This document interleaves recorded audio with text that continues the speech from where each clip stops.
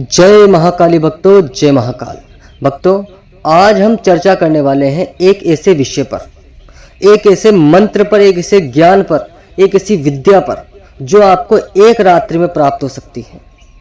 भक्तों, एक रात्रि में मंत्र विद्या प्राप्त होने और सिद्धि प्राप्त होने का अर्थ ये नहीं है कि ये विद्या या ये साधना बहुत छोटी है। भक्तों, वैसे तो ये साधना 41 दिन की होती है और इसके बहुत ही ज़्यादा विधि विधान होते हैं, लेकिन जैसे कि आपको पता है कि नवरात्रि का समय आ चुका है और नवरात्रि में कोई भी साधना करना, आप साधारण दिनों में 41 दिन साधना करेंगे और नवरात्रि में एक बार साधना करेंगे तो आपकी दोनों साधनाओं का फल आपको बराबर मिलता है, क्योंकि नवरात्रि में सभी प्रकार की एनर्जी हमारे आसपास होती है जो शक्ति बनकर हमेशा हमारे मुख से निकलती रहती है। इसलिए भक्तों, जितने भी साधक हैं और साधना करना चाहते हैं उन सभी के लिए सबसे अच्छा समय नवरात्रि का होता है। सबसे जल्दी साधना होती है और नवरात्रि में साधना का 100% फल आपको जरूर मिलता है। भक्तों, आज हम बात करेंगे बाबा काल भैरव की साधना के विषय में। भक्तों, एक रात्रि की साधना है और आपको इसी एक रात्रि में शक्ति प्राप्त हो जाएगी, सिद्धि प्राप्त हो जाएगी। देखिए भक्तों, हम ये नहीं कहते कि साधना से आपको कौन सी शक्ति मिलेगी, क्योंकि देखिए जो एक रात्रि की साधनाएं होती है उनमें उन्हें संकल्प लेकर नहीं किया जाता। अगर आप लंबी साधनाएं करते हैं 41 दिन की, 51 दिन की, 108 दिन की, तो उन साधनाओं में तो आप पहले से ही संकल्प लेते हैं। फर्स्ट दिन, शुरू के दिन आप संकल्प लेकर बैठते हैं कि बाबा मुझे इस प्रकार की शक्ति आपसे चाहिए या मुझे इस प्रकार की सिद्धि आपसे प्राप्त करनी है। लेकिन जो एक दिन की साधना होती है वो सिर्फ अपने इष्ट को प्रसन्न करने के लिए होती है। अपने बाबा को, जिस देवी देवता की आप साधना कर रहे हैं, उसे प्रसन्न करने के लिए एक दिन की साधना की जाती है।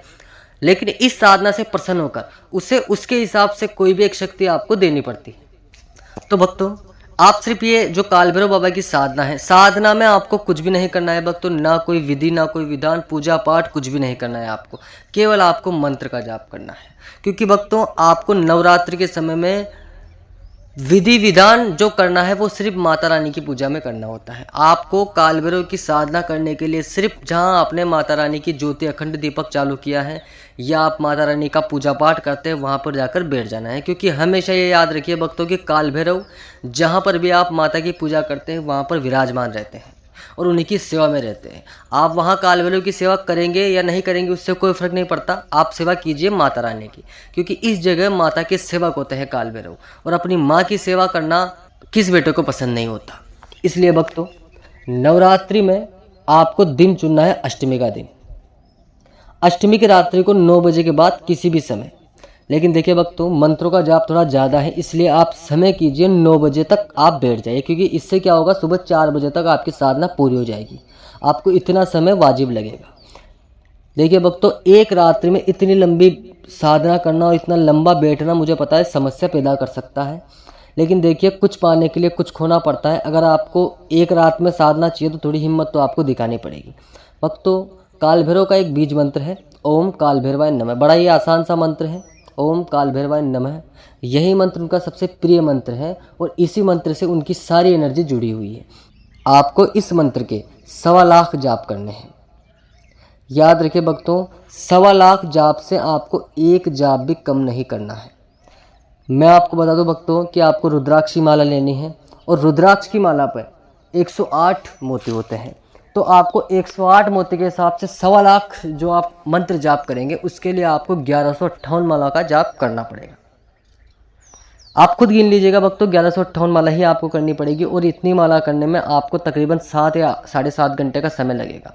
मंत्र को थोड़ा जल्दी जल्दी बोलिए भक्तों, ओम काल भैरवाय नमः, ओम काल भैरवाय नमः, ओम काल भैरवाय नमः। इस प्रकार अगर आप जाप करेंगे तभी आपके 1.25 लाख मंत्र पूरे होंगे। अगर आप धीरे धीरे जाप करने की कोशिश करेंगे भक्तों तो अगले दिन की सुबह हो जाएगी, फिर भी आप 1 लाख मंत्र का जाप भी नहीं कर पाएंगे। भक्तों, शुरू में 1-2 घंटे आपको समस्या आएगी, बैठने में दिक्कत। उसके बाद में आपका जो मन है, मस्तिष्क है, वो काल भैरव की भक्ति में रम जाएगा। फिर आपको पता भी नहीं चलेगा कि कब आपके 1 लाख 1.25 लाख मंत्र पूरे हो गए और आप उस साधना को सफल कर चुके हैं। भक्तों, मंत्र के बीच बीच में आपको कुछ आवाज़ें आ सकती है, कुछ समस्याएं हो सकती हैं, जैसे कि आपके पैर शून्य पड़ना, हाथों में दर्द होना, मस्तिष्क में दर्द उठना, या आपको ऐसा लगे कि आपके शरीर में हृदय, जहाँ पर आपका हृदय है वहाँ पे आपको एक अजीब सा मतलब डर महसूस होगा। तो इन सब चीज़ों से आपको भयभीत नहीं होना है भक्तों।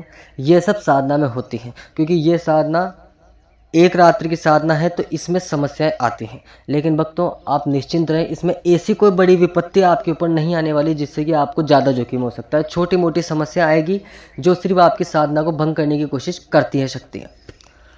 भक्तों ये साधना अगर आप करें तो अष्टमी की रात्रि को ही करें। इस साधना को करने का जो समय है या तो वो अष्टमी की रात्रि को होता है नवरात्रि में, या फिर एक जो काल भैरव अष्टमी आती है उस रात्रि को ये साधना की जाती है। याद रखिए भक्तों, एक रात्रि की साधना है और एक रात्रि में ही सिद्धि शक्ति प्राप्त होने की साधना है। अगर आपने इस बार इस साधना को नहीं किया तो आपको इस साधना को साधारण दिनों में 41 दिन तक करना पड़ेगा। इसलिए कोशिश कीजिए कि इस साधना को आप इस समय करें, और ये साधना खासकर वो साधक जरूर करें जिन्होंने आज से पहले कभी कोई साधना नहीं की है। क्योंकि जो लोग सोचते हैं कि हमें साधनाओं में अनुभव नहीं होते, हमें साधनाएं सफल नहीं होती, हम लंबे टाइम तक साधना नहीं कर सकते, हमारे पास समय नहीं होता, तो उन लोगों के लिए तो ये साधना कारगर है। एक रात्रि की साधना छोटी सी साधना है भक्तों, 1.25 लाख मंत्र का कोई जाप करने में दिक्कत नहीं आती।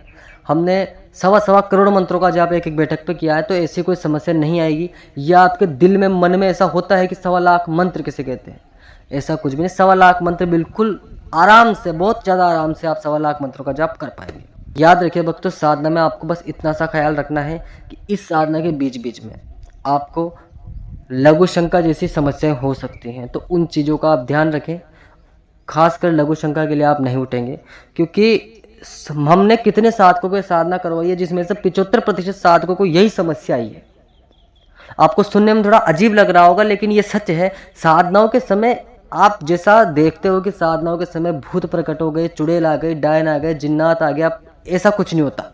ये सब कहने की बातें हैं, और होता है तो शमशान में होता है। साधारण जो साधनाएं घर पे होती है उनमें ऐसा नहीं होता। साधारण साधनाओं में समस्या क्या आती है, आपका गला सूखने लगता है, आपके हृदय में कंपन होने लगता है, आपके पैर दर्द करने लगते हैं, आपको लघु शंका की समस्या आती है, प्यास लगती है, भूख लगती है, आपका सर भारी होता है। ये साधनाओं में ये समस्या आती है, नॉर्मल साधनाओं में अपने घर पर। तो इन समस्याओं को अपने मन पर काबू रखिए। कुछ देर समस्या आएगी, फिर खत्म हो जाएगी, फिर नई समस्या उत्पन्न हो जाएगी। जय माता दी भक्तों, जय महाकाल। मिलते हैं आपसे एक नई जानकारी के साथ। और इस साधना के लिए अगर आपको कुछ भी आवश्यकता हो, जानकारी पूछनी हो, तो आप कमेंट कर सकते हैं। मैं फिर बता दूं भक्तों, इसमें आपको किसी प्रकार का विधि विधान नहीं करना है। आपको एक रुद्राक्ष की माला लेनी है, कोई भी एक आसन बिछा लेना है। अगर आपके पास है तो, नहीं है तो भी कोई बात नहीं। जहाँ पर आप माता काली की सेवा करते हैं वहाँ जाकर बैठ जाइए, या किसी दुर्गा की सेवा करते हैं, चंडी की सेवा करते हैं, चंडिका की सेवा करते हैं, कालरात्रि की सेवा करते हैं, किसी की भी जिसकी भी आप सेवा करते हैं वहाँ जाकर आप बैठ सकते हैं। आप बेटेंशन वहाँ पर साधना कीजिए, कोई समस्या आपको नहीं आएगी। जय माता दी भक्तों, जय महाकाल। साधना करने से पहले माता को प्रणाम जरूर करें एक बार कि माँ मैं साधना करना चाहता हूँ, मुझे किसी प्रकार की कोई भी समस्या ना है। ओम नमः शिवाय भक्तों। याद रखिए भक्तों, वैसे भी नवरात्रि आने वाली है, हम भी नवरात्रि में आपको बहुत ही कम जानकारी दे पाएंगे, क्योंकि नवरात्रि के समय हमारे भी आश्रम पर हमें समय नहीं मिल पाता है। लेकिन हम कोशिश करेंगे भक्तों कि आपको रोज़ कम से कम एक वीडियो तो हमारे द्वारा भेज दी जाए। ओम नमः शिवाय, जय महाकाल, हर हर महादेव। ओम गुरु गोरखनाथाय नमो नमः।